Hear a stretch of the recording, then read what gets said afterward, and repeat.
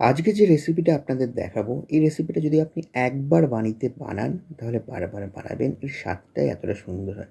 এটাকে পুঁই মুচুরি বলে। আমাদের ভাষায় তো এটা আমরা পুঁই মুচুরি বলি। এটা পুঁই শাকের অগ্রভাগে যে জিনিসটি হয়ে থাকে সেটাই এটি।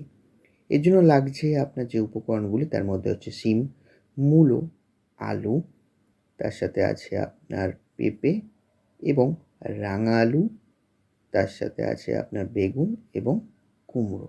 এই কটা উপকরণ দিয়ে এই জিনিসটা আপনাকে করতে হবে। আপনি চাইলে এটা মাছের মাথা দিয়েও করতে পারেন। এটা অপশনাল, চাইলে দিতেও পারেন, না চাইলে কোনো ব্যাপার না। মাছের মাথাটা ভেজে নেবার জন্য আমরা সর্ষের তেল ব্যবহার করছি। সর্ষের তেলের মধ্যে মাছের দু পিঠটা ভালো করে লাল করে ভেজে নিচ্ছি। ভেজে নেবার পর এর মধ্যে আমরা ফোড়ন দেব। ফোড়নে দেব আমরা শুকনো লঙ্কা, একটু রসুন এবং পাঁচ ফোড়ন। এরপর যে উপকরণগুলো আমরা কেটে রেখেছিলাম সেগুলো একে একে চাইলে দিতে পারেন এবং চাইলে পুরোটা একসাথে দিতে পারেন। এরপর যে ফোড়নগুলো দিয়েছিলাম সেগুলো এর মধ্যে ভালোভাবে মিশিয়ে নেবার পর আমরা দিয়ে নিচ্ছি মাছের তেল এবং পটকা। এটা দিলে এর যে স্বাদটা আছে এটা কিন্তু দ্বিগুণ হয়ে যায়।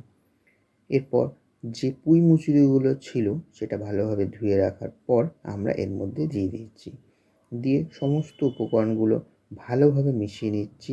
মিশিয়ে নেবার পর স্বাদ মতো নুন, হলুদ, অল্প পরিমাণে জিরে গুঁড়ো আর ধনে গুঁড়ো, এইগুলো দিয়েও আমাদের এটা ভালোভাবে মিশিয়ে নিতে হবে। মিশিয়ে নেবার পর যে মাছের মাথাটা আমরা ভেজে রেখেছিলাম সেটাও কিন্তু এর মধ্যে দিতে হবে। চলুন তাহলে মাছের মাথাটা ভেঙে নিই। ভেঙে নেওয়ার পর এর মধ্যে দিয়ে দিই।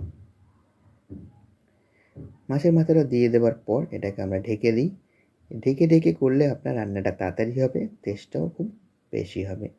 এরপর সর্ষের সাথে অল্প পরিমাণে, যত আপনার দরকার, যতটা আপনি ঝাল খেতে পছন্দ করে সেইভাবেই আপনি লঙ্কা দেবেন। আমরা যেহেতু ঝাল কম খাই তাহলে লঙ্কাটা আমরা সেই পরিমাণেই দিয়েছি। দিয়ে আপনাকে পুরো জিনিসটা ভালোভাবে মিশিয়ে নিতে হবে।